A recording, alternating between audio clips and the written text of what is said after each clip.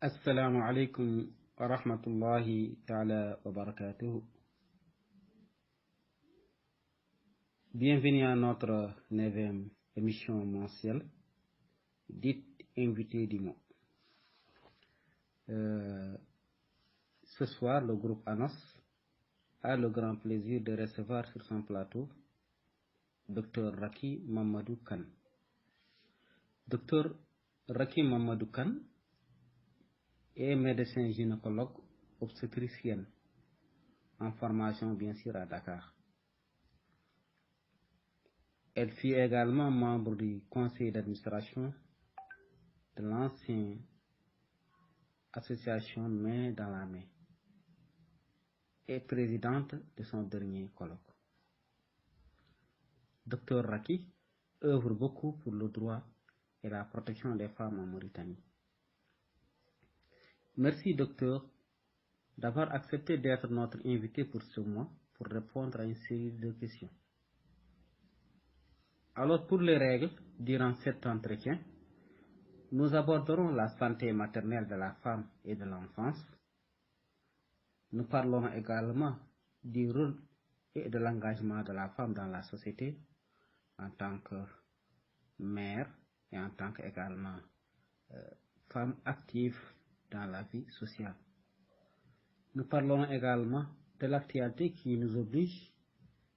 Il s'agit de parler également ou d'évoquer la 4e vague Delta et des divergences sur la vaccination.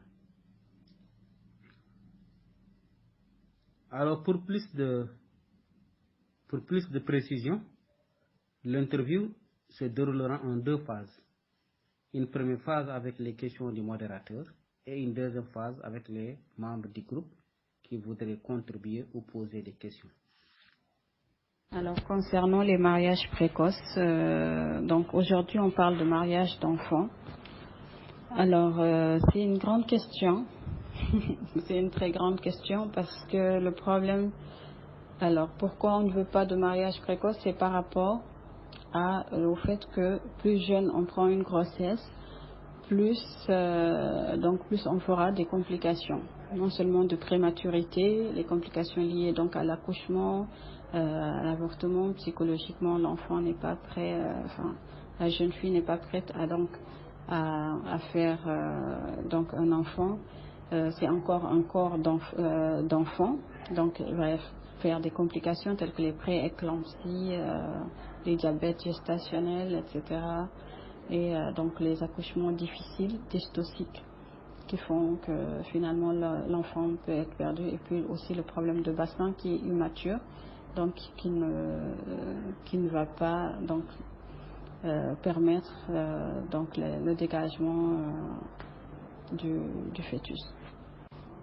Mais quand on éduque une fille particulièrement et que elle sait au fond d'elle que l'activité sexuelle est un tabou et qu'elle grandit avec cela, quand on lui dit que c'est parce que c'est le message aujourd'hui qu'on donne aux jeunes est tout à fait le contraire. Quand on ne dit plus aux jeunes que oui, la dignité, etc., la pudeur, donc toutes ces valeurs-là ne sont plus relevées, malheureusement. On ne parle plus de ces valeurs-là. Et donc, ce qu'on dit aux jeunes aujourd'hui, c'est de oui, vous devez vivre votre sexualité et protégez-vous. Alors qu'avant, en tout cas, dans notre éducation à nous, c'est pas en faire un tabou, mais justement en parler de façon en parler ouvertement, mais dans la dignité, en tout cas relever le fait que la pudeur et le fait de garder sa chasteté jusqu'au mariage, c'est ça justement qui est toute la dignité et pas le contraire. Et nous rencontrons souvent donc des problèmes. Moi je vais en profiter pour faire un petit plaidoyer. nous rencontrons souvent le problème. Donc, ce sont les hommes qui interdisent un peu, qui n'acceptent pas donc la contraception. D'ailleurs, même dans nous avons des feuilles de consentement, des fiches de consentement donc qui doivent être signées pour certaines contraceptions. Et le mari, donc toujours nous demandons au mari. Et alors je me dis que ça se voit que c'est pas le mari qui porte la grossesse, que c'est pas lui qui subit les affres de l'accouchement et de la grossesse, surtout quand il s'agit d'une grande multipare qui est hyper tendue, qui a le diabète, à qui donc on propose parfois les ligatures, donc une contraception définitive, c'est-à-dire qu'on ligature les trompes, et le mari n'est pas d'accord, alors que même il dit que même s'il ne souhaite pas donc avoir un autre enfant, il n'est pas d'accord sur le fait de faire une contraception définitive, alors que la femme a eu 10 enfants. Et j'avoue qu'on ne comprend pas parfois ce genre de réaction, alors que c'est pour sauver la vie de sa femme, qu'elle puisse rester, même si la vie est entre les mains d'Allah, qu'elle puisse rester, mais qu'elle puisse rester avec ses enfants longtemps. J'ai dit quelque chose que je n'aime pas dire. C'est quand j'ai dit que c'est même plus la scientifique qui parle. Parce que malheureusement aujourd'hui, les scientifiques pensent que la vie sociale, sociétale, les mœurs et tout ça ne sont pas de leur apanage, alors que ça devrait justement, les grands scientifiques d'avant, les pionniers de la science étaient des philosophes, des médecins, des prêtres, des imams. Et malheureusement aujourd'hui, les scientifiques pensent qu'il faut juste rester dans la science pure et ne pas donc aller dans tout ce qui est de la moralité, ou peut-être juste effleurer la moralité, rester le maximum sur certaines éthiques. Et donc voilà, je suis la scientifique qui dit qui dit qu'il faut qu'on revienne à nos valeurs. Est-ce que je vous conseille ou pas de vous vacciner? Chacun est libre et puis est responsable. Donc nous ne pouvons nous baser que sur des études qui sont faites, qui ont prouvé quand même qu'il y a une efficacité et que ça protège contre les cas graves, et que ça diminue donc la réplication virale, donc les mutations, et donc la survenue ou la découverte donc de nouveaux variants. Alors donc l'excision est encore assez fréquente chez nous, même si ça se fait de manière un peu plus taboue qu'avant, où les gens se cachent un peu plus, mais ça existe encore. Alors ce que je pense moi de l'excision, et alors c'est juste je vais vous dire, c'est un peu la réponse à la deuxième question, c'est par rapport aux conséquences donc négatives qu'elle peut avoir sur la vie de la femme, avant même qu'elle n'atteigne même la femme. Donc on va commencer au tout début, c'est-à-dire au moment où on lui fait l'excision. Alors il y a des complications qui sont immédiates, il y a des complications donc à court terme, à moyen et à long terme.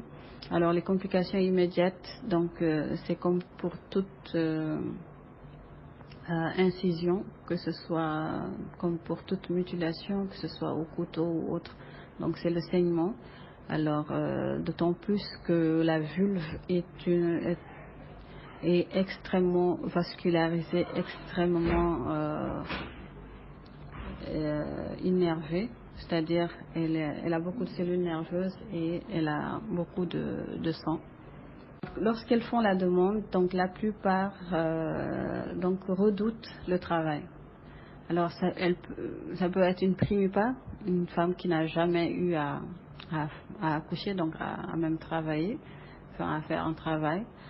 Et elle peut être aussi une multipare ou une possipare, c'est-à-dire qu'il y a eu 2 ou 3 accouchements et qui ne veut pas revivre donc les douleurs du travail. Elles peuvent donc faire cette demande. Et la césarienne de convenance n'est pas faite dans ce cadre-là où il n'y a aucune indication sur le plan donc médical ni sur le plan donc de la fertilité, c'est-à-dire on peut faire une césarienne de convenance chez une primipare qui est âgée, c'est-à-dire qui a par exemple au-delà de 36 ans, de 38 ans, qui n'a jamais eu à faire de grossesse, donc à partir de 35 ans les chances donc sont réduites. Et donc cette primipare âgée, on peut lui faire une césarienne de convenance pour justement lui permettre d'avoir donc un enfant. Ça peut être aussi une femme qui est plus âgée que ça ou qui est restée longtemps, par exemple qui a eu à faire un traitement donc pour sa fertilité ou sa infertilité et donc à qui on peut faire donc une césarienne de convenance parce que justement elle a eu à faire un traitement, donc on ne veut pas lui faire prendre un risque de perdre son enfant.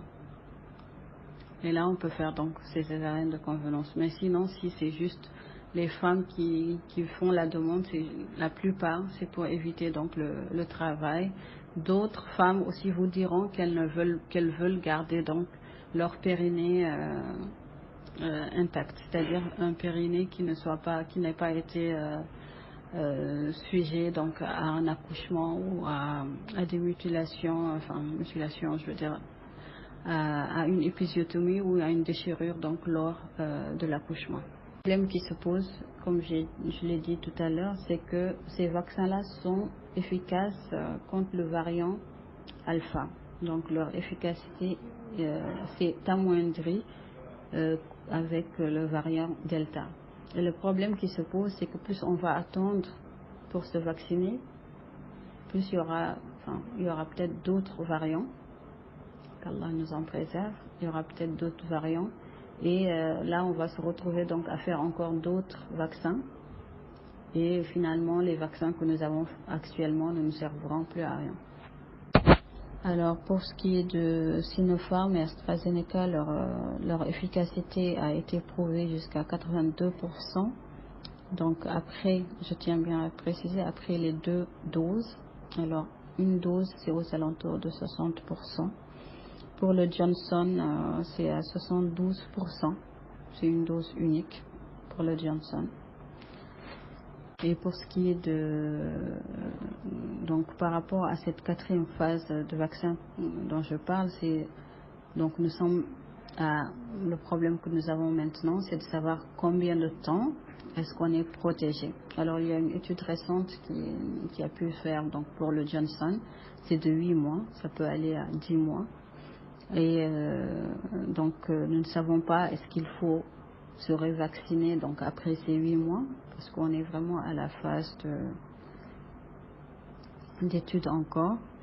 Et donc il y a 20% des patients donc par rapport à tous ceux qui sont vaccinés qui ne sont pas donc protégés. Et on fait donc des tests sérologiques pour voir est-ce que ces patients-là ont des anticorps ou pas. Et ça, pour les tests aussi, la fiabilité de ces tests reste encore à prouver. Et donc tant que nous n'avons pas assez de recul, nous ne pouvons pas savoir. Ce qu'on sait actuellement, c'est qu'ils protègent contre les cas graves. Ça, les études l'ont prouvé. Pour ce qui est des effets secondaires, ils sont vraiment minimes jusqu'ici, en tout cas par rapport au pourcentage qui est vacciné. Et le problème qui se pose, alors l'efficacité de ces vaccins a été prouvée. En tout cas, leur efficacité allant de 72 à 95%. Et je tiens à préciser que cette efficacité a été prouvé contre le variant alpha, c'est-à-dire le premier variant. Et nous possédons 3 vaccins dans nos pays. Donc c'est le Sinopharm, l'AstraZeneca et le Johnson qui nous vient des États-Unis.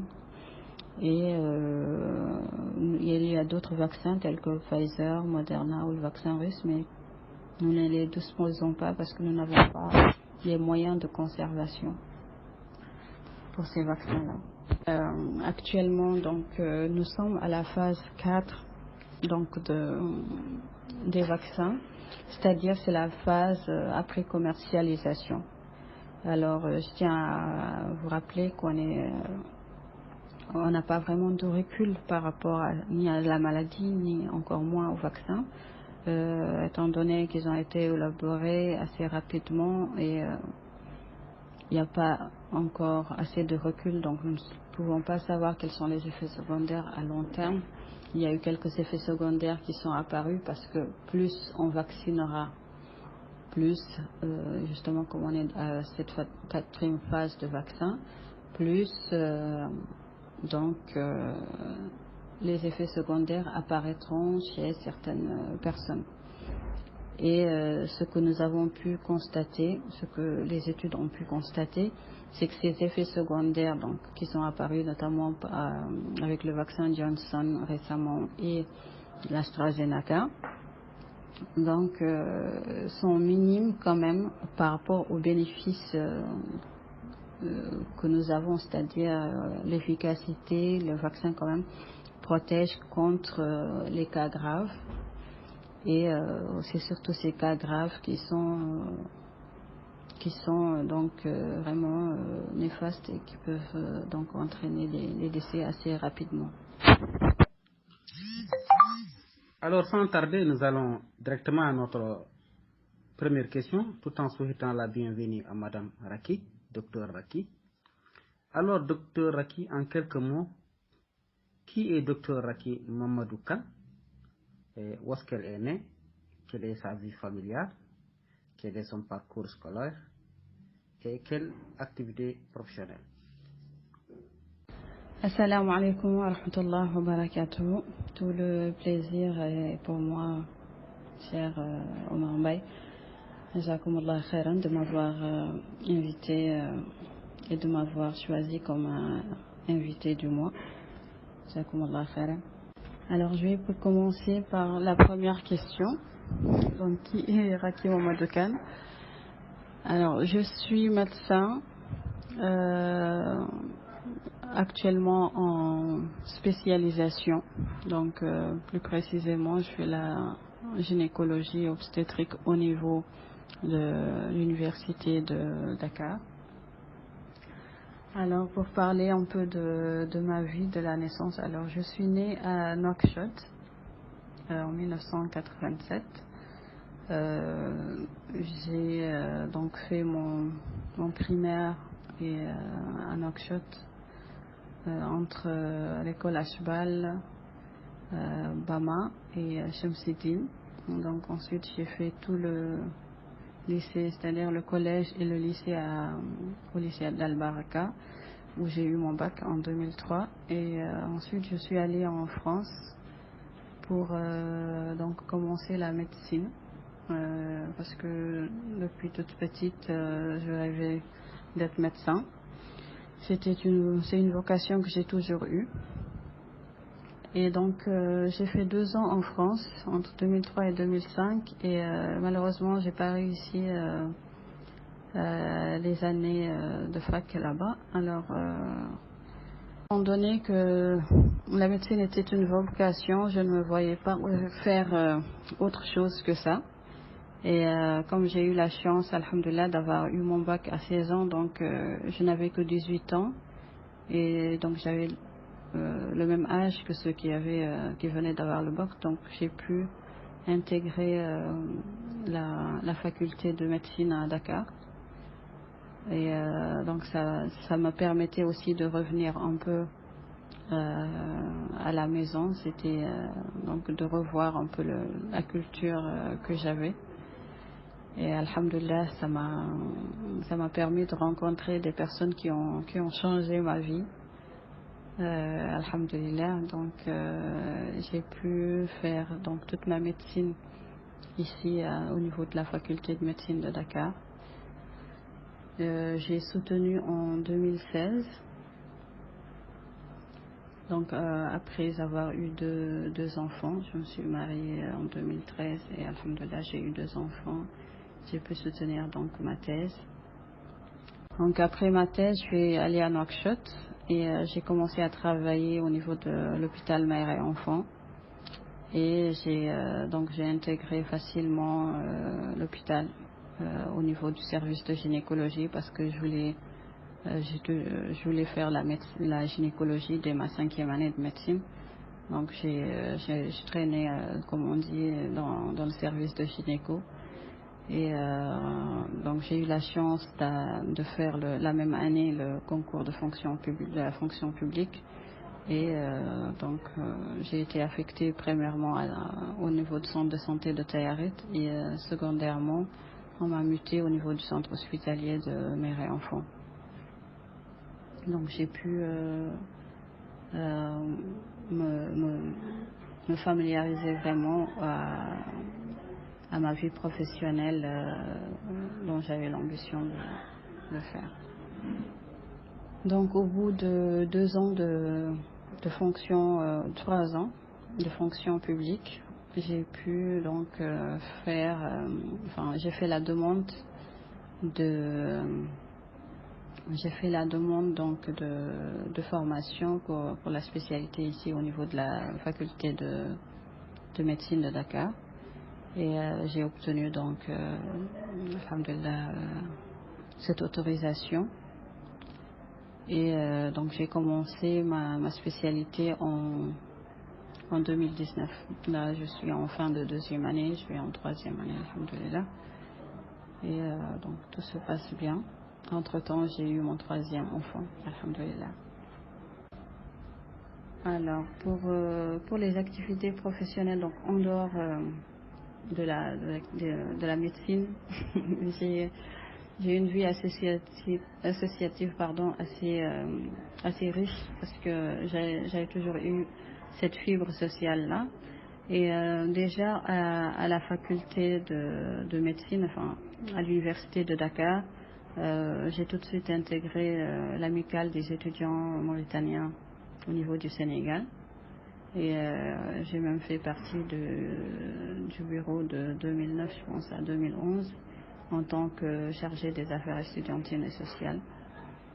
Et ce qui m'a permis donc de vraiment être assez familière à la vie associative.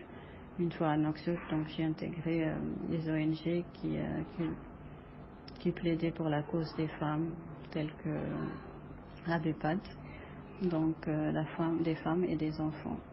Et j'ai pu donc faire des formations sur les mutilations, sur la lutte contre les mutilations génitales féminines. Et donc en gros, c'est un peu ça mon parcours. Évidemment, comme l'a introduit M. Mambay, donc j'ai été dans l'administration, dans le conseil d'administration de l'association Main dans la main, donc que j'ai intégré depuis mes débuts dans la vie, si je peux dire, dans la vie des frères musulmans et des sœurs musulmanes, donc au niveau de la Mauritanie et aussi du Sénégal. Voilà, c'est mes 2 ou mes 3 orientations, je veux dire, dans ma vie. C'est en dehors bien sûr de la famille, c'est la médecine, l'islam et la société, si je peux résumer comme ça. Même si la société fait partie intégrante de l'islam. Alors, merci, Dr Raki Mamadou Kane. Je pense que vous avez expliqué votre parcours Nous prions Allah subhanahu wa ta'ala qu'il bénisse votre vie professionnelle, mais également qu'Allah bénisse votre descendance, qu'il bénisse vos enfants. Et je pense que vous nous avez parlé de qui est Raki et en tant que mère de famille, Raki en tant que professionnel et Raki en tant qu'activiste dans la vie des organisations de la société civile. Je m'en vais à la deuxième question. Aujourd'hui, la politique mondiale de la santé s'intéresse beaucoup à la santé de la mère et de l'enfance. Nous voyons l'OMS, les pays. Les pays, les organisations et institutions internationales ou sous-régionales ont mis en place des programmes pour rehausser la santé de la femme et de l'enfant. Selon vous, qu'est-ce qui explique cela? Et quels conseils vous donnez à ceux qui nous écoutent sur cette question? Allahumma amin, Allahumma amin. Alors pour passer à la deuxième question, la politique mondiale de la santé s'intéresse beaucoup à la santé de la mère et de l'enfant. Oui, alors les pays, les organisations et institutions internationales ou sous-régionales ont mis en place des programmes pour rehausser la santé de la femme et de l'enfant. Oui, donc en fait, concernant la santé de la mère et de l'enfant, pourquoi est-ce que les institutions s'y intéressent? Même des stratégies nationales ont été établies dans ce cadre. Donc ça a commencé en 1987, donc à Nairobi, lors de la conférence internationale sur la maternité sans risque. À l'époque, ça s'appelait maternité donc sans risque. C'était la première fois que la communauté sanitaire internationale s'intéressait directement au problème des complications mortelles de la grossesse et de l'accouchement. Donc le constat s'est fait sur la mortalité maternelle qui était grimpante et inacceptable, toujours inacceptable, mais qui était quand même particulièrement élevée. Et lors de cette conférence, après cette conférence, il y a eu un deuxième sommet, un deuxième moment important, qui est le sommet mondial pour les enfants, qui a été organisé par l'UNICEF en 1990, sous la coupole des Nations Unies, de l'ONU. L'un des 7 objectifs, il a été mis en place, les objectifs du millénaire pour le développement. Et l'un de ces objectifs faisait partie de réduire la mortalité maternelle et infantile. L'objectif était de réduire de moitié, entre 1990 et 2000. Ils se sont donné 10 ans. En 2000, les objectifs ne sont pas atteints. Pardon, je vais abréger le vocabulaire. En 1994, il y a eu également deux autres conférences. Une en 1994, la conférence internationale sur la population, la CIP, et le développement, CIPD, pardon, qui a été tenue au Caire en 1994, et la 4e conférence mondiale sur les femmes à Beijing en 1995. Ces deux conférences ont confirmé et réaffirmé ces objectifs-là. Cet objectif de réduire la mortalité maternelle de moitié en 90 et entre 1990 et 2000. En 2000, comme je l'ai dit, les objectifs ne sont pas atteints. Il y a eu une nouvelle stratégie encore qui a été adoptée. Les nouveaux objectifs du millénaire pour le développement entre 2000 et 2015, toujours pour réduire la mortalité maternelle. Alors malheureusement en 2015 on s'est rendu compte que ces objectifs n'étaient pas encore atteints, parce qu'en 2013 déjà il y avait 3000 femmes qui mouraient suite donc à une grossesse ou à un avortement. Donc, ceci explique que donc toutes les institutions et les pays ont eu comme objectif de réduire la mortalité là et d'élever la santé de la mère et de l'enfant. Alors, pour que vous ayez une idée, alors en 2000, il a été estimé donc environ 529 000 décès maternels de par le monde. Il y a eu donc 3 millions de nouveau-nés. Alors 3 millions de nouveau-nés qui meurent dans la semaine qui suit leur naissance. Donc c'est pour vous donner une idée du nombre de décès néonatals et maternels. Dans nos pays, ça se ressent encore plus puisque dans nos pays, on a donc plus de, ça c'est le niveau le plus bas que je vous donne, c'est 230 pour 100 000 naissances. Alors en Mauritanie, c'est 492 pour 100 000 naissances lors des dernières recensements. Et au Sénégal, on est à peu près la même chose, 313 pour 100 000 naissances. Et donc la différence avec les pays développés, si je peux le dire, c'est 16, eux ils sont à 16 pour 100 000 naissances. Et nous on est à aux alentours de 500 pour 100 000 naissances. Donc il y a une grande disparité entre les pays en développement et les pays développés. Et c'est encore plus accentué en Afrique subsaharienne, donc où vraiment la précarité au niveau sanitaire est encore plus accentuée que dans les pays anglophones tels que le Kenya, donc les pays du nord aussi du Maghreb. Alors pour vous donner une idée de ce qui se passe en Afrique subsaharienne, alors en 2005, le taux de mortalité maternelle était à 820 décès maternels pour 100 000 naissances. Donc vous voyez la grande disparité qu'il y a donc entre les pays développés et autres pays même du Maghreb et l'Afrique et les pays de l'Afrique subsaharienne, donc dans nos pays.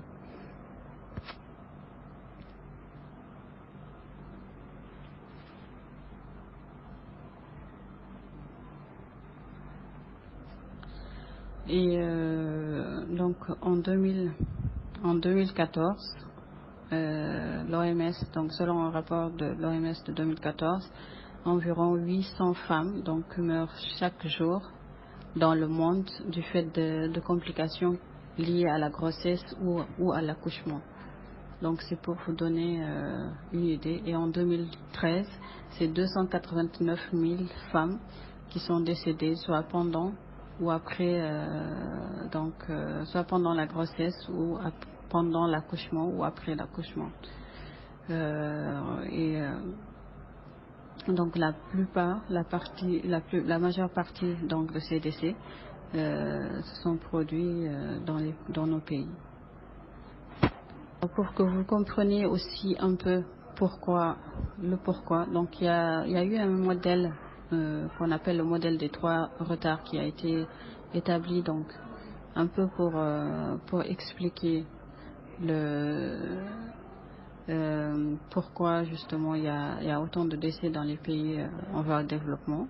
Donc le premier retard, c'est le retard donc de décision, c'est-à-dire c'est le retard lors de la prise de décision. Donc c'est le retard lors de la prise de décision pour la recherche des soins. Au niveau des services de santé, et ce retard est lié à la communauté. donc liées à la communauté, la perception culturelle du problème de santé. C'est-à-dire, par exemple, la plupart des femmes ne travaillent pas, donc elles sont obligées, donc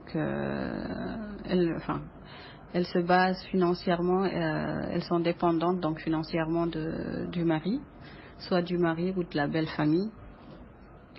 Et donc beaucoup de ces femmes n'ont pas accès aux soins parce que justement elles n'ont pas de quoi, elles ne peuvent pas payer la consultation ou tout simplement même la décision d'aller se soigner. Donc elles doivent demander la permission au mari qui s'il ne leur accorde pas la permission d'aller se soigner, elles n'y vont pas. Ou certaines femmes, ou beaucoup de femmes même, vivent donc avec leur belle famille. Les femmes qui vivent avec leur belle famille, donc la décision qui revient à la mère, ce sont surtout ces femmes dont les maris sont donc immigrés à l'étranger, le mari n'est pas là. Et donc c'est la belle-mère qui prend toutes les décisions. Donc si la belle-mère ne décide pas de l'emmener dans une structure de santé, elle n'ira pas. Simplement, même du côté culturel, social, la femme qui vit avec sa belle-mère ne va pas dire à sa belle-mère je suis enceinte, je voudrais aller voir. Donc c'est déjà un problème sur le plan culturel. Donc elle va avoir tendance à cacher sa grossesse et ça c'est un des facteurs aussi de retard donc à la consultation. Et il y a beaucoup de pathologies qu'on ne trouve qu'au premier trimestre, donc entre autres les avortements, il y a les grossesses extra-utérines, c'est-à-dire d'autres pathologies qui sont des urgences et qui malheureusement, quand la femme n'est pas suivie ou ne va pas dans une structure, donc cela peut être délétère pour elle. Beaucoup d'exemples que je peux citer, c'est pour ne pas être longue. Juste concernant ce premier retard, donc lors de la décision lors de la prise de décision pour justement se rendre au niveau de la structure de santé, il y a même le fait qu'on ait une mauvaise expérience, donc une expérience antérieure,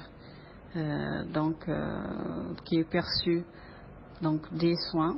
Et là, on ne voudrait pas y repartir, donc soi-disant que ça ne servirait à rien. De toute façon, surtout celles qui ont eu beaucoup de grossesses, donc elles se disent qu'elles savent à peu près comment se déroulera la grossesse. Et justement, ces multipares-là, celles qui ont fait beaucoup de grossesses, c'est elles qui vont avoir des complications telles que les hypertensions artérielles, les diabètes, donc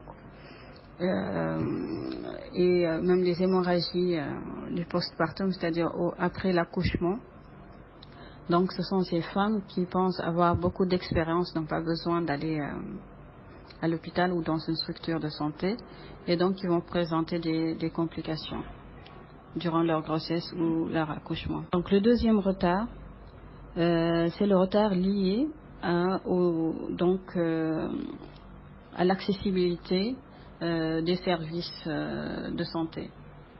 C'est-à-dire que la famille ou la patiente veut se rendre au niveau de la structure de santé, mais lié la répartition géographique des services, par exemple, dans une région, il n'y a qu'un seul centre de santé où l'hôpital régional est trop loin, donc dans les petits villages, même certaines grandes villes chez nous, même certaines villes ou certaines communes n'ont pas donc de centre de santé. Il faut donc y aller en charrette parce que les routes ne sont pas praticables, surtout durant l'hivernage, où il y a tout simplement pas à part l'hôpital régional, donc aux alentours de la.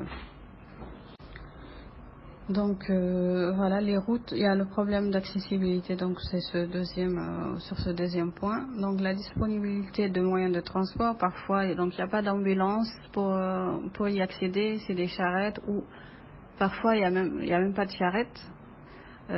disponible, il n'y a pas de voiture, donc pour y accéder. Alors c'est ça le deuxième retard, et malheureusement la patiente décède avant même d'accéder à la structure sanitaire.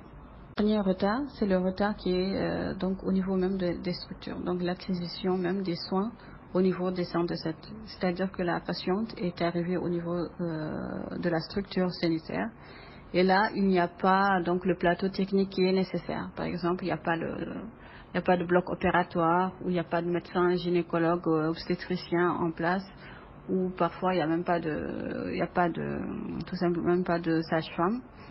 Et donc s'il y a une patiente qui vient et qui a donc des problèmes, une complication qui ne peut pas être gérée par une matrone par exemple, donc elle décédera, elle ou le bébé, ou les deux.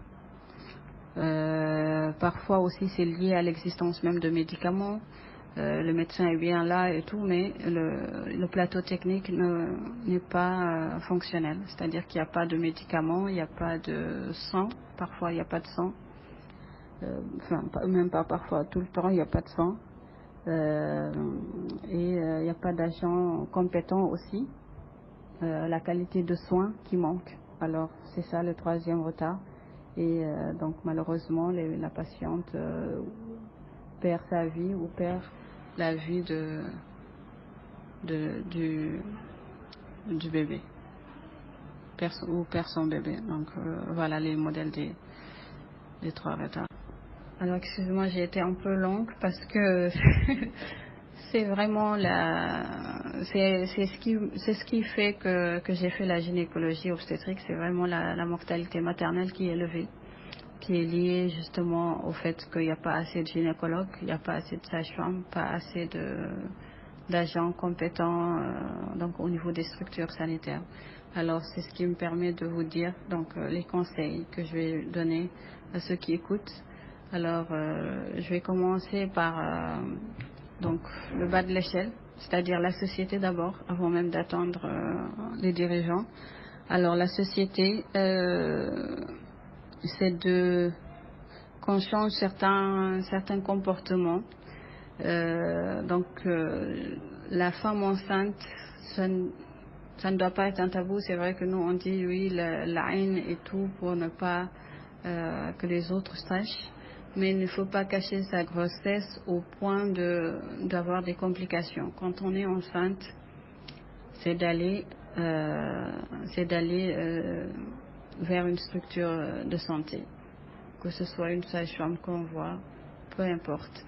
Alors, je demande aussi au mari de faciliter cette accessibilité-là, parce que je sais que certaines femmes veulent bien se soigner, mais n'ont pas les moyens, ou leur mari ne leur permettent pas donc d'aller se soigner. Vous allez peut-être être un peu étonné, mais il y a des cas comme ça. Et donc le deuxième, mon deuxième cible, c'est toutes les autorités donc compétentes qui mettent en place donc toutes ces stratégies. Donc c'est vraiment de de mettre le maximum de budget dans la santé, parce que la Covid nous a bien montré que ce qui est plus important, c'est la santé. On a fermé toutes les autres structures, sauf les hôpitaux. Et c'est de mettre le maximum de budget pour la santé. Nous savons ce dont on a besoin. Et donc voilà, il est temps qu'on rehausse notre système de santé. Merci Omar pour cette troisième question. Donc, lorsque les femmes font recours donc à la césarienne, alors je vais répondre dans les deux sens. Alors dans le sens où c'est elles qui font la demande, et dans le sens où c'est nous qui imposons si je peux le dire comme ça, la césarienne. Lorsqu'elles font la demande, donc la plupart redoutent le travail. Alors ça peut être une primipare, une femme qui n'a jamais eu à accoucher, donc à même travailler, à faire un travail. Et elle peut être aussi une multipare ou une possipare, c'est-à-dire qu'il y a eu 2 ou 3 accouchements et qui ne veut pas revivre donc les douleurs du travail, elles peuvent donc faire cette demande. Et la césarienne de convenance n'est pas faite dans ce cadre-là où il n'y a aucune indication sur le plan donc médical ni sur le plan donc de la fertilité. C'est-à-dire on peut faire une césarienne de convenance chez une primipare qui est âgée, c'est-à-dire qui a par exemple au-delà de 36 ans, de 38 ans, qui n'a jamais eu à faire de grossesse. Donc à partir de 35 ans, les chances donc sont réduites. Et donc cette primipare âgée, on peut lui faire une césarienne de convenance pour justement lui permettre d'avoir donc un enfant. Ça peut être aussi une femme qui est plus âgée que ça ou qui est restée longtemps, par exemple qui a eu à faire un traitement donc pour sa fertilité ou sa infertilité, et donc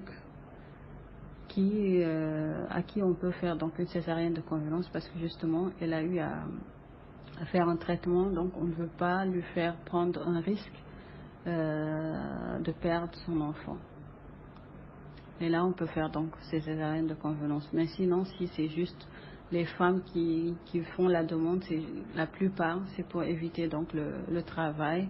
D'autres femmes aussi vous diront qu'elles veulent garder donc leur périnée intact, c'est-à-dire un périnée qui n'ait pas été sujet donc à un accouchement ou à des mutilations, je veux dire, à une épisiotomie ou à une déchirure donc lors de l'accouchement. Cet audio a été un peu long. Donc le deuxième cas de figure, c'est nous qui imposons donc la césarienne, qui est donc sur le plan médico-légal, pour sauver la mère ou pour sauver l'enfant. Donc il y a des cas de figure où soit c'est la vie de l'enfant qui est en jeu, ou la vie de la mère qui est en jeu, ou parfois aussi dans les deux sens, la vie de la mère et de l'enfant peuvent être en jeu. Et la deuxième chose que je voudrais vous expliquer, c'est que la césarienne, alors 15% des accouchements, 15% des accouchements sont sujets à faire des complications. Donc nous devons, donc sur ces 15%, la césarienne peut éviter donc ces complications-là. En tout cas, pas ces complications, mais prendre en charge ces complications et permettre donc une survie de la mère et de l'enfant. C'est pour ça que l'OMS donc recommande jusqu'à 15% de taux de césarienne. Nous, on est aux alentours de 5%. Donc on n'a pas atteint encore. C'est-à-dire, ça se voit qu'on n'a pas atteint donc la prise en charge des complications. Parce que le taux de césarienne doit être aux alentours de 15%. Et si on est à 5%, ça veut dire qu'on ne prend pas en charge toutes les complications donc de l'accouchement. Je dis cela parce que les gens, je les entends, on peut dire, vous maintenant vous ne faites qu'opérer et puis voilà, pour vous en débarrasser ou pour aller plus vite. Non, la plupart, les césariennes, comme je vous l'ai expliqué, c'est extrêmement rare qu'elles soient de convenance.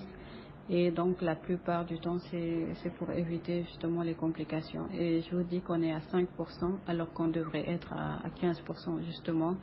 On va revenir un peu sur le modèle des 3 retards. Donc soit la femme ne vient pas dans la structure, soit elle est pour accéder à la structure, ou soit au niveau même de la structure, il n'y a pas le plateau qu'il faut, pas de bloc opératoire, etc. Pas de gynécologue obstétricien en place. Merci, Dr Raki, d'avoir répondu à cette question. J'espère que ceux qui sont dans le groupe qui nous écoutent, particulièrement les femmes, prendront en considération ces conseils. Quand est-ce qu'il faudrait pratiquer la césarienne et quand est-ce qu'il ne faudrait pas la pratiquer, et de faire ce qui est mieux pour leur santé. Alors je m'en vais directement à la question suivante, qui est la 4e question. beaucoup de femmes, et je dirais même des jeunes filles, utilisent des méthodes contraceptives. Pour ne pas tomber en état de grossesse ou pour espacer les naissances. L'argument de certains, c'est pour mieux allaiter et reprendre forme. Peut-être que tel n'est pas aussi l'argument d'autres qui pensent qu'elles ne veulent pas être en état de grossesse ou elles ne veulent pas capter une grossesse non désirée, comme ils ont l'habitude de dire, ou elles ont l'habitude de dire. Alors, que pensez-vous de la planification familiale et les méthodes de contraception utilisées actuellement dans les centres de santé? Oui, alors concernant la contraception, donc oui, pour espacer. Alors l'objectif premier, c'est de permettre à la femme donc d'espacer les naissances. Et je vous rappelle que la contraception, donc en d'autres termes, on appelle planification familiale. C'est ce nom-là qu'on donne parce que ce n'est pas juste la contraception, mais c'est de vraiment planifier les naissances. Donc, elle fait partie des stratégies donc de lutte contre la mortalité maternelle, parce que beaucoup d'études donc ont montré que plus les grossesses étaient rapprochées, plus donc les risques de développer certaines complications telles que l'hypertension artérielle, telles que la pré-éclampsie sévère. Donc n'oubliez pas que je vous explique que ces pathologies-là ont des répercussions sur l'enfant et sur la mère, et ils font partie donc des premières causes de décès maternel, en dehors même des hémorragies.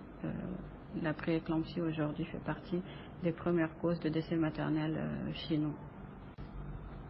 Alors plus donc et plus on est multipare, c'est-à-dire plus on a eu de grossesse, plus les risques également de faire des hémorragies du postpartum donc sont grandes. Alors vous voyez les complications liées donc à la tachyparité, c'est-à-dire au fait de faire plusieurs grossesses, et surtout quand elles sont rapprochées. Et celles qui ont donc eu à subir des césariennes également, on leur préconise donc la contraception longue durée, parce qu'il faut donner à l'utérus donc le temps de cicatriser afin de pouvoir prendre une autre grossesse, et que lors du travail, que cet utérus-là ne subissent pas de rupture utérine, et nous voyons cela assez fréquemment. Donc ce que je veux surtout m'appesantir donc sur le fait que les méthodes naturelles ont une fiabilité très faible par rapport aux méthodes contraceptives, même si c'est vrai que ces méthodes ont des effets secondaires, mais qui sont vraiment minimes, très minimes par rapport aux complications que la femme peut avoir. Et nous rencontrons souvent donc des problèmes. Moi, je vais en profiter pour faire un petit plaidoyer. Nous rencontrons souvent le problème, donc ce sont les hommes qui interdisent un peu, qui n'acceptent pas donc la contraception. D'ailleurs, même dans nous avons des feuilles de consentement, des fiches de consentement donc qui doivent être signées pour certaines contraceptions. Et le mari, donc toujours nous demandons au mari. Et alors je me dis que ça se voit que c'est pas le mari qui porte la grossesse, que c'est pas lui qui subit les affres de l'accouchement et de la grossesse, surtout quand il s'agit d'une grande multipare qui est hyper tendue, qui a le diabète, à qui donc on propose parfois les ligatures, donc une contraception définitive, c'est-à-dire qu'on ligature les trompes, et le mari n'est pas d'accord, alors que même il dit que même s'il ne souhaite pas donc avoir un autre enfant, il n'est pas d'accord sur le fait de faire une contraception définitive, alors que la femme a eu 10 enfants. Et j'avoue qu'on ne comprend pas parfois ce genre de réaction. Alors que c'est pour sauver la vie de sa femme, qu'elle puisse rester, même si la vie est entre les mains d'Allah, qu'elle puisse rester, mais elle sabab, qu'elle puisse rester avec ses enfants longtemps. Donc l'autre point positif aussi de la planification familiale, de la contraception, c'est de permettre donc à ce bébé d'être vraiment aux côtés de sa mère, d'avoir un allaitement qui soit donc qu'il n'y ait pas de rupture, de sevrage précoce lié à une autre grossesse qui est là ou à un autre bébé qui est là, et que la femme se retrouve à devoir allaiter 2 enfants, ce qui est quasiment impossible. Merci, Dr Raki, d'avoir éclairci cette question en ce qui concerne tout simplement la planification familiale.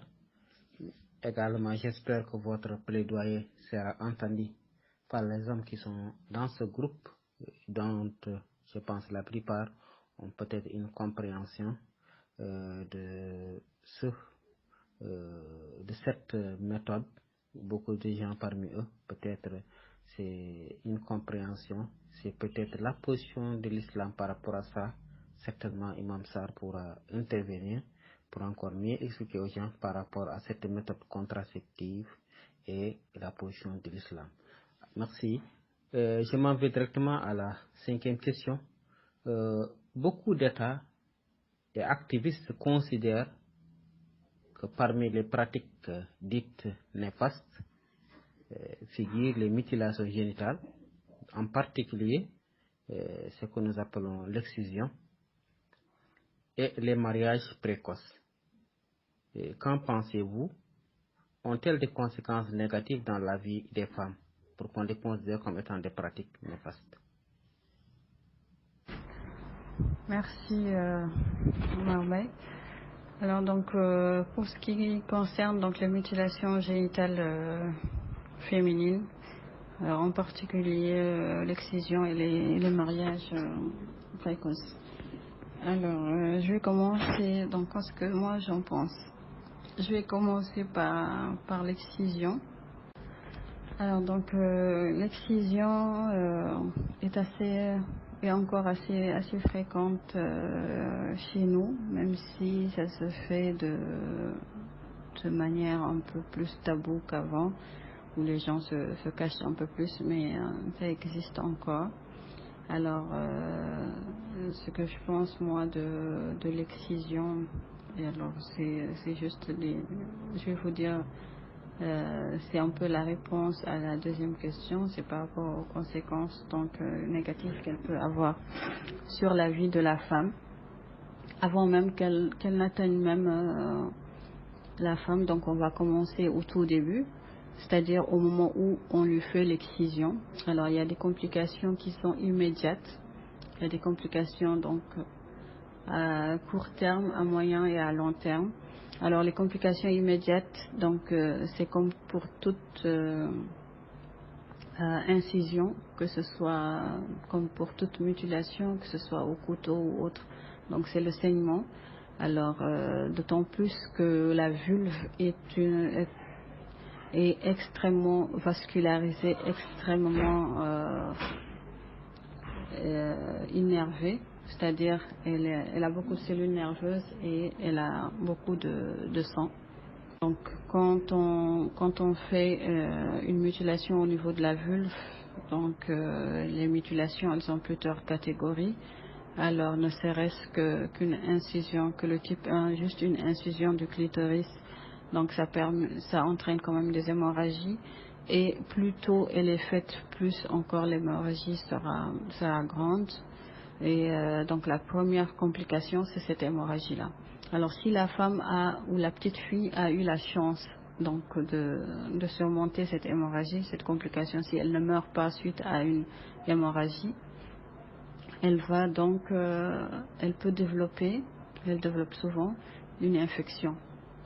Parce que souvent c'est fait dans des conditions où il n'y a aucune asepsie.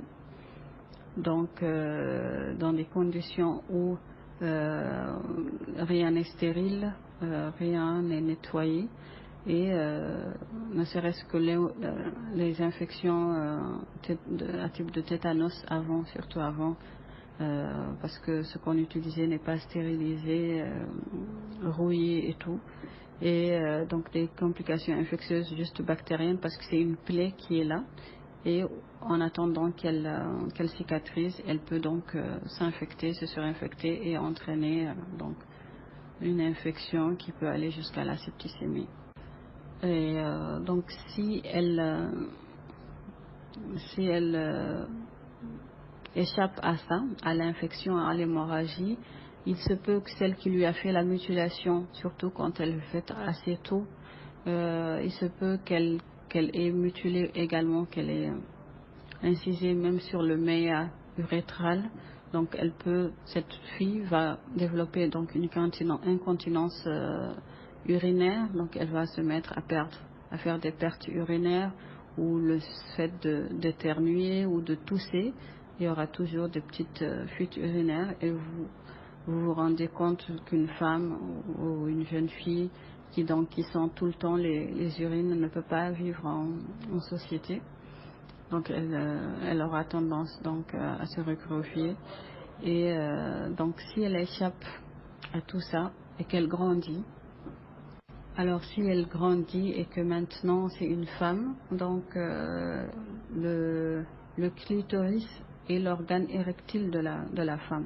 Alors si il a été enlevé, s'il y a une ablation du clitoris, donc l'activité sexuelle de la femme, son plaisir, la sensibilité qu'elle aurait pu avoir, donc sera fortement diminuée. Je ne dirais pas que celles qui sont mutilées n'ont aucune sensibilité, non, mais elle sera fortement diminuée. Alors donc psychologiquement aussi, il y a un impact psychologique. Beaucoup de ces femmes qui ont eu à subir des mutilations étant jeunes, surtout si elles s'en rappellent, donc beaucoup d'entre elles ont du mal à se laisser faire, si on peut le dire comme ça, du mariage, donc lors des nuits de noces. Donc ça va être des complications où la pénétration sera difficile, parce que où ça va être aussi une femme qui est rigide, parce que psychologiquement elle a eu à subir donc des douleurs depuis son enfance qu'elle a peut-être refoulées et qui peuvent revenir le jour de la nuit de noces, et donc la rendre rigide et sèche, et qu'elle n'arrive pas à avoir des rapports sexuels avec son mari, liés justement au fait qu'il y a une diminution de cette sensibilité-là. Et la plupart des femmes, beaucoup de femmes, parce que justement la sexualité est un tabou chez nous, beaucoup de femmes en consultation, beaucoup de femmes, non, malheureusement c'est pas beaucoup, peu de femmes l'avouent, mais beaucoup le ressentent. Donc elles ressentent le fait qu'elles peuvent être mariées 6 ans, 10 ans et ne jamais ressentir de plaisir sexuel, parce qu'il y a une mutilation qui est là, et malheureusement on continue encore à faire des pratiques. Ces pratiques. Par rapport, alors si cette femme, donc au-delà même de sa vie sexuelle, le jour, donc si elle parvient à faire donc un enfant, le jour de l'accouchement, très souvent nous le voyons ici, il y a souvent des déchirures du périnée, justement parce que comme la mutilation a été faite, la suture, on fait une suture, donc la personne qui a eu à déchirer va faire une suture. Cette suture-là va entraîner une fibrose. Donc la femme, la vulve, normalement, elle est extrêmement élastique, ce qui permet à la tête de l'enfant de pouvoir se dégager facilement. Et si il y a cette fibrose, l'élasticité de cette vulve donc va beaucoup diminuer, ce qui va entraîner donc souvent des déchirures périnéales qui peuvent saigner et entraîner donc des hémorragies en postpartum et par conséquent des décès maternels. Alors concernant les mariages précoces, donc aujourd'hui on parle de mariage d'enfants. Alors, c'est une grande question. C'est une très grande question parce que le problème, alors pourquoi on ne veut pas de mariage précoce, c'est par rapport au fait que plus jeune on prend une grossesse, plus on fera des complications, non seulement de prématurité, les complications liées donc à l'accouchement, à l'avortement. Psychologiquement, l'enfant n'est pas prêt, la jeune fille n'est pas prête à faire donc un enfant. C'est encore un corps d'enfant, donc il va faire des complications telles que les pré-éclampsies, les diabètes gestationnels, etc. Et donc les accouchements difficiles, dystociques, qui font que finalement l'enfant peut être perdu, et puis aussi le problème de bassin qui est immature, donc qui ne va pas donc permettre donc le dégagement du fœtus. Alors pourquoi je dis que c'est une grande question? Parce que elle est sujette à débat. Alors si on permet à une jeune fille d'avoir des relations sexuelles, parce que les stratégies font que oui, on parle je sais que mes collègues vont me fustiger, mais on parle beaucoup de santé d'adolescents. Santé des adolescents, donc par rapport à leur vie sexuelle, où ils doivent avoir une éducation sexuelle, où on leur met à disposition des méthodes donc pour se protéger contre les infections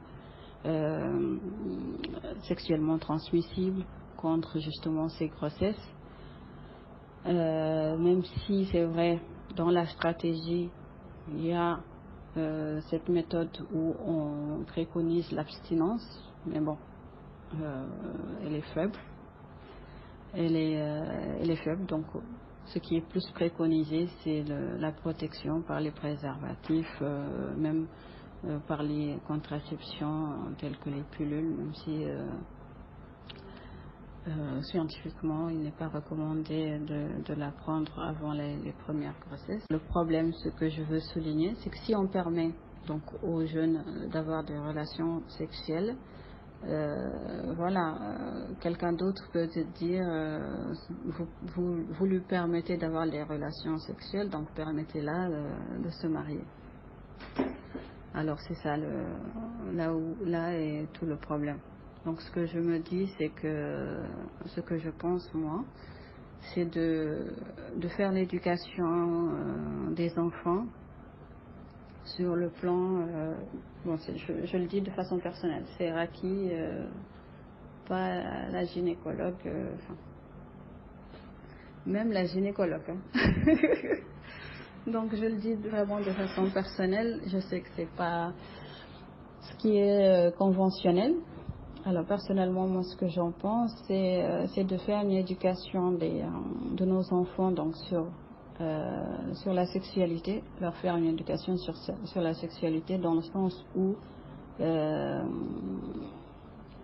dans le sens de l'éducation basée sur la religion. Je me dis que quand on éduque une fille particulièrement et qu'elle sait au fond d'elle que l'activité sexuelle est un tabou et qu'elle grandit avec cela, quand on lui dit que parce que c'est le message aujourd'hui qu'on donne aux jeunes est tout à fait le contraire.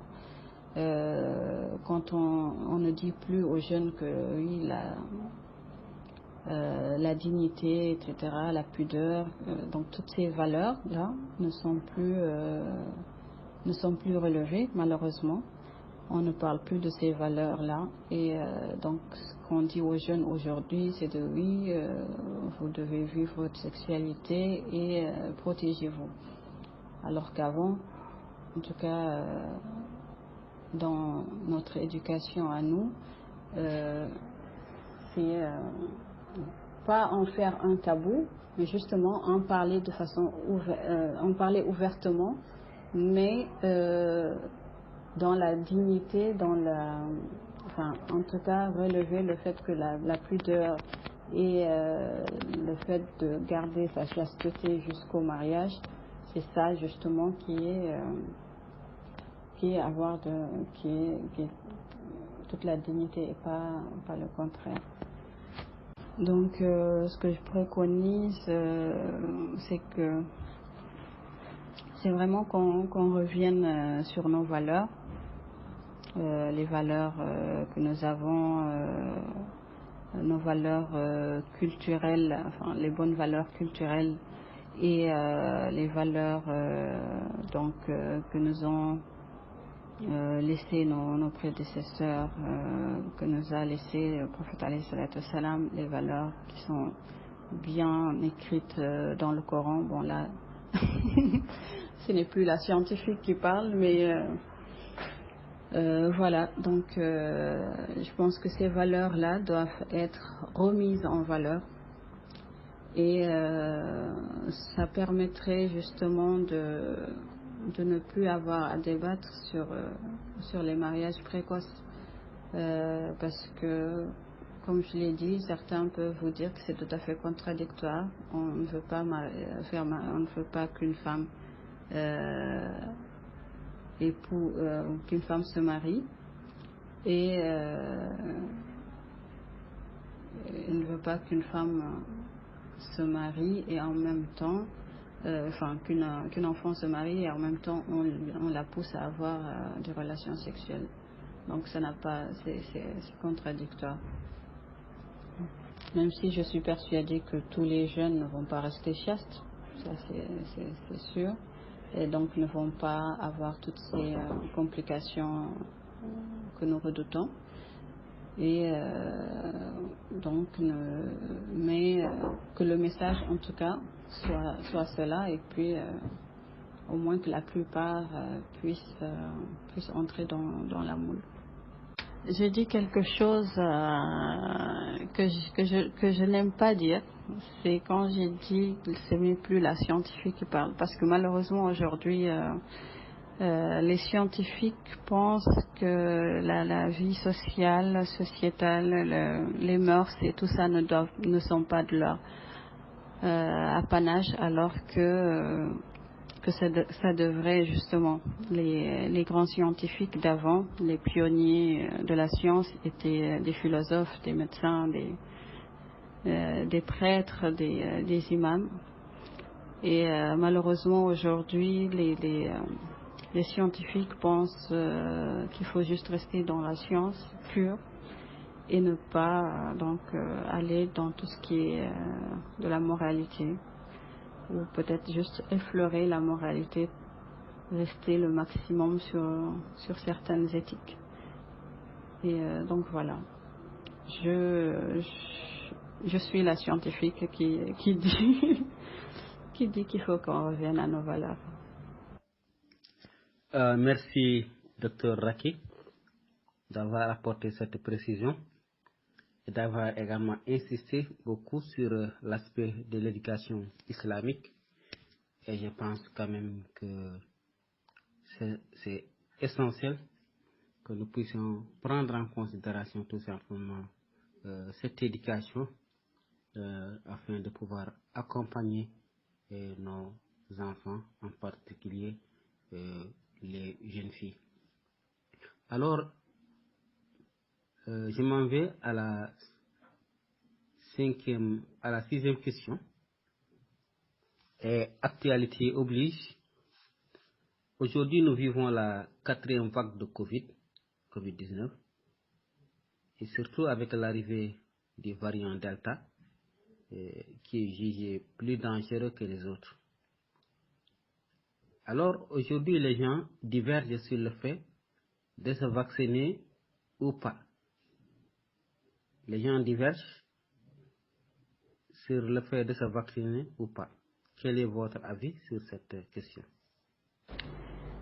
Alors, jusqu'ici, il n'y a pas vraiment de traitement concernant cette maladie, parce que c'est une maladie qui date de 2 ans. Vous savez, toutes les maladies qui ont des traitements, c'est des maladies qui datent, beaucoup d'entre elles datent de quelques siècles, d'autres de dizaines d'années.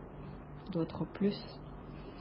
Et cette maladie ne date que de 2 ans et en moins d'une année, les vaccins ont pu être élaborés.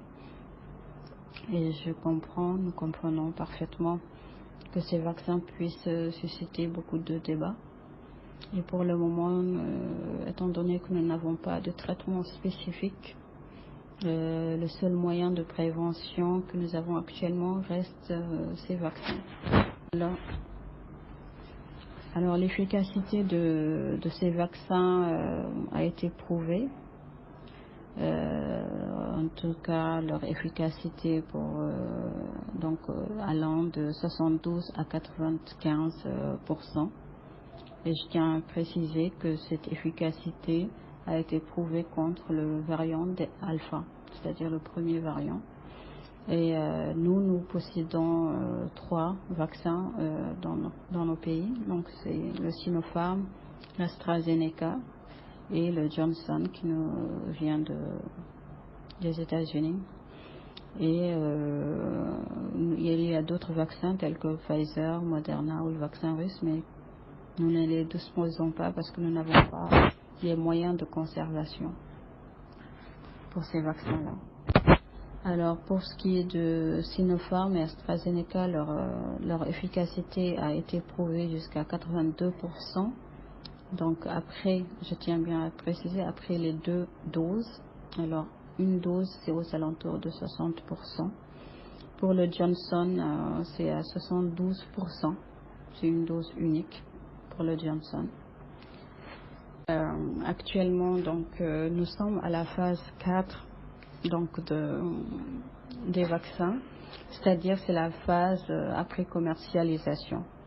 Alors, je tiens à vous rappeler qu'on n'a pas vraiment de recul par rapport ni à la maladie, ni encore moins au vaccin, étant donné qu'ils ont été élaborés assez rapidement et il n'y a pas encore assez de recul, donc nous ne pouvons pas savoir quels sont les effets secondaires à long terme. Il y a eu quelques effets secondaires qui sont apparus parce que plus on vaccinera, plus, justement comme on est à cette 4e phase de vaccin, plus les effets secondaires apparaîtront chez certaines personnes. Et ce que nous avons pu constater, ce que les études ont pu constater, c'est que ces effets secondaires donc, qui sont apparus notamment avec le vaccin Johnson récemment et l'AstraZeneca, donc sont minimes quand même par rapport aux bénéfices que nous avons, c'est-à-dire l'efficacité, le vaccin quand même protège contre les cas graves. Et c'est surtout ces cas graves qui sont donc vraiment néfastes et qui peuvent donc entraîner les décès assez rapidement. Et pour ce qui est donc par rapport à cette 4e phase de vaccin dont je parle, c'est donc le problème que nous avons maintenant, c'est de savoir combien de temps est-ce qu'on est protégé. Alors il y a une étude récente qui a pu faire donc pour le Johnson, c'est de 8 mois, ça peut aller à 10 mois. Et donc nous ne savons pas est-ce qu'il faut se revacciner donc après ces 8 mois, parce qu'on est vraiment à la phase d'étude encore. Et donc il y a 20% des patients donc par rapport à tous ceux qui sont vaccinés qui ne sont pas donc protégés. Et on fait donc des tests sérologiques pour voir est-ce que ces patients-là ont des anticorps ou pas. Et ça, pour les tests aussi, la fiabilité de ces tests reste encore à prouver. Et donc tant que nous n'avons pas assez de recul, nous ne pouvons pas savoir. Ce qu'on sait actuellement, c'est qu'ils protègent contre les cas graves. Ça, les études l'ont prouvé. Pour ce qui est des effets secondaires, ils sont vraiment minimes jusqu'ici, en tout cas par rapport au pourcentage qui est vacciné. Et le problème qui se pose, comme je l'ai dit tout à l'heure, c'est que ces vaccins-là sont efficaces contre le variant alpha. Donc leur efficacité s'est amoindrie avec le variant Delta. Et le problème qui se pose, c'est que plus on va attendre pour se vacciner, plus il y aura peut-être d'autres variants, qu'Allah nous en préserve, il y aura peut-être d'autres variants. Et là, on va se retrouver donc à faire encore d'autres vaccins. Et finalement, les vaccins que nous avons actuellement ne nous serviront plus à rien. Est-ce que je vous conseille ou pas de vous vacciner? Chacun est libre et puis responsable. Donc, nous ne pouvons nous baser que sur des études qui sont faites, qui ont prouvé quand même qu'il y a une efficacité et que ça protège contre les cas graves et que ça diminue donc la réplication virale, donc les mutations et donc la survenue ou la découverte donc de nouveaux variants. Merci, docteur Raki, d'avoir répondu à cette question qui d'ailleurs a été beaucoup débattue dans ce groupe ANOS. J'espère que chacun prendra sa responsabilité et j'espère que chacun de nous également a bien compris le processus et tout ce que vous avez dit en ce qui concerne tout simplement l'évaluation et les effets secondaires. Je m'en vais à la dernière question. C'est la 7e question et la dernière. Quelles difficultés rencontrez-vous en tant que femme mariée, mère de famille, surtout en formation dans un pays étranger? Vous avez quitté votre pays de la Mauritanie, vous êtes au Sénégal en formation. Alors en tant que mère, femme mariée et mère de famille, et quelles sont les difficultés que vous rencontrez? Mais également, quelles recommandations vous faites aux femmes en termes d'engagement dans la société? Voilà. Merci Omar. Donc, alors, les difficultés rencontrées en tant que femme mariée, mère de famille, oui, effectivement, c'est vrai que c'est pas évident quand même de la formation, surtout pour ce qui est de la gynéco-obstétrique. En tant que femme et mère, mais bon, on est quand même nombreuses, donc je suis loin d'être une exception. Et effectivement, il y a des difficultés, surtout liées quand même à la famille, parce que on est très souvent, ou quasiment tout le temps à l'hôpital. On passe donc les nuits là-bas. Alors on reste 36 heures, parfois même 40 heures sans voir nos enfants. Parfois, on revient, on trouve que le bébé s'est endormi, il ne nous a pas vus donc 48 heures. Alors, il n'a pas allaité et donc parfois, oui, et ça cause même parfois le bébé finit par se sevrer tout seul.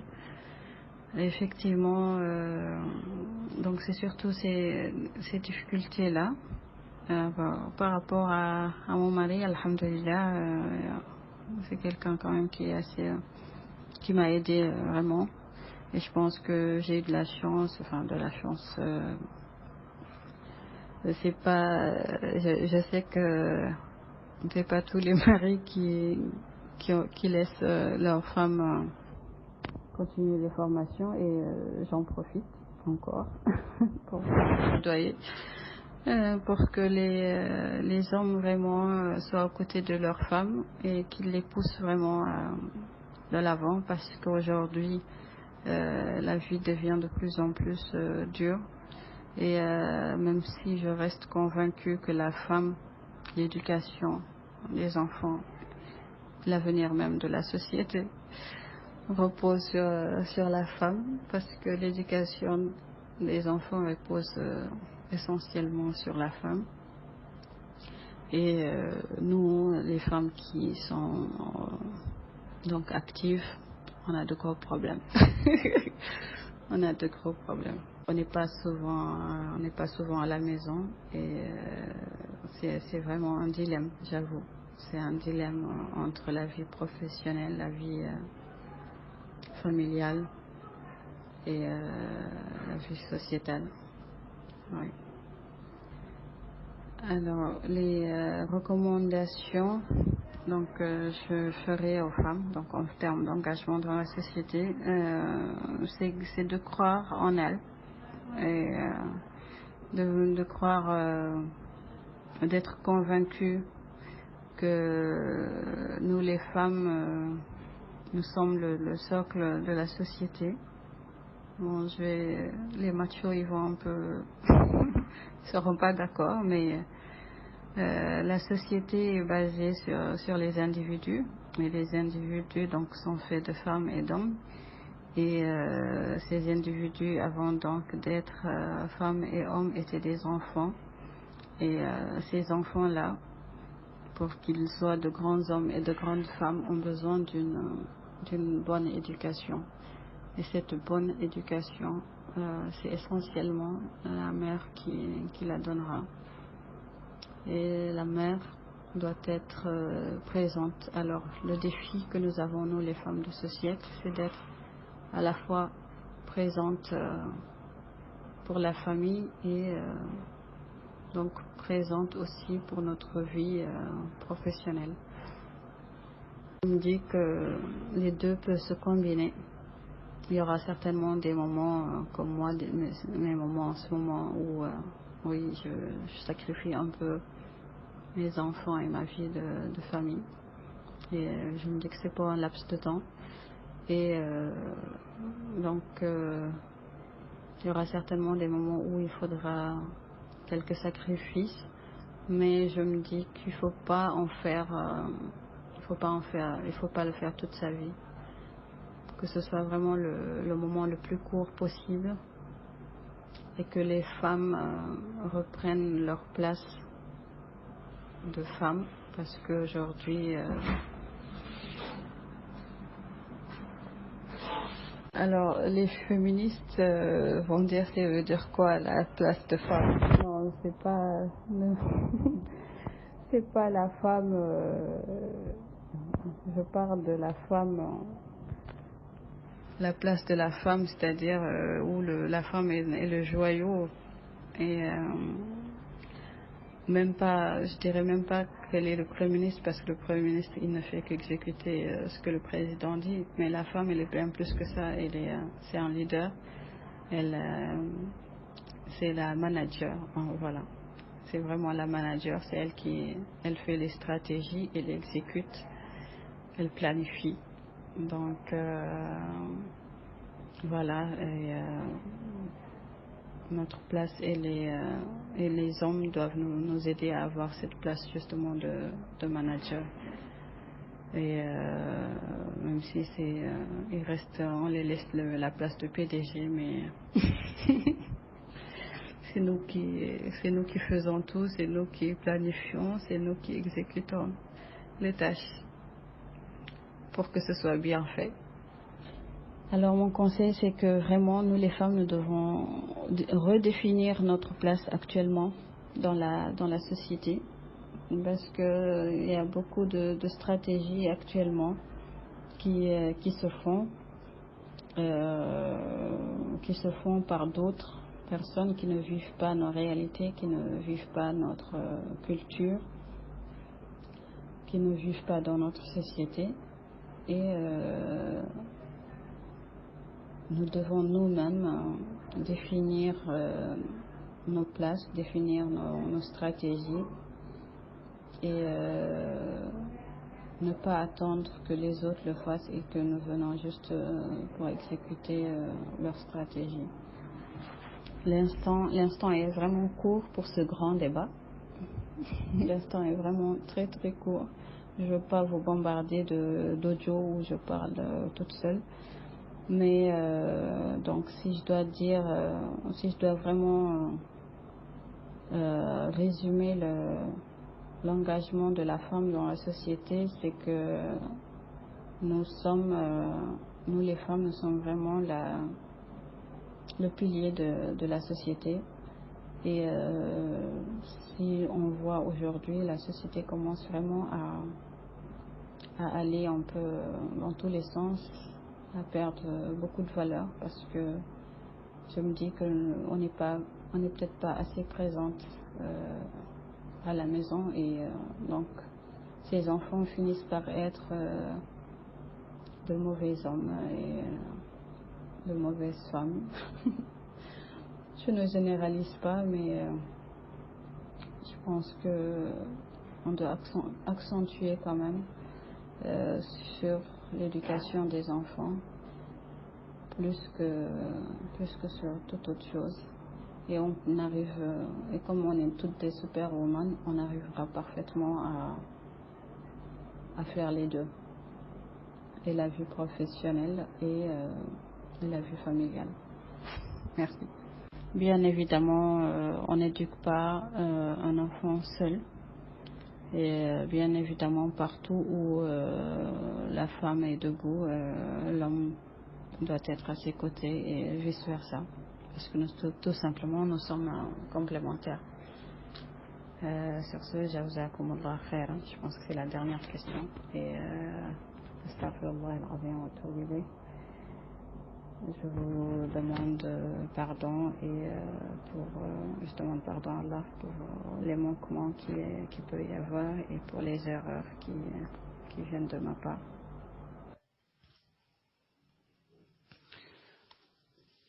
Alhamdulillah Rabbil Alamin. Chers membres, chers frères et chères sœurs, je dirais plutôt ce soir chères sœurs et chers frères, parce que on a l'honneur et aux femmes ce soir. Donc, chères sœurs et chers frères du groupe ANOS, nous sommes arrivés à terme de cette première partie de l'émission Invité du mois. Et à titre de rappel, notre invité d'honneur était Dr Raki Mamadou Khan, médecin gynécologue, obstétricienne en formation à Dakar. Quant à la modération, elle était assurée par votre frère et ami Omar Amadou Mbaye. Il ne me reste plus qu'à remercier notre invité de nous avoir accordé de son temps si précieux et d'avoir répondu à toutes nos questions. Qu'Allah la garde encore longtemps parmi nous et qu'il bénisse sa vie et son parcours. Merci de rester encore avec nous jusqu'à lundi soir pour répondre aux questions du public ANOS. Alors, une information que nous venons de recevoir de la part de notre sœur Raki, et elle est appelée d'urgence à l'hôpital. Comme vous le savez, souvent c'est le travail qui appelle et le service. Donc nous l'excusons. Inch'Allah, d'ici demain, après-demain, pour tous ceux qui auront des questions, vous pourrez les poser. Mais si vous posez une question, il faut mentionner que c'est une question qui est adressée à Dr Raki. Donc, merci. Allah yabarik fikum. Salam alaikum wa rahmatullahi ta'ala wa barakatuh.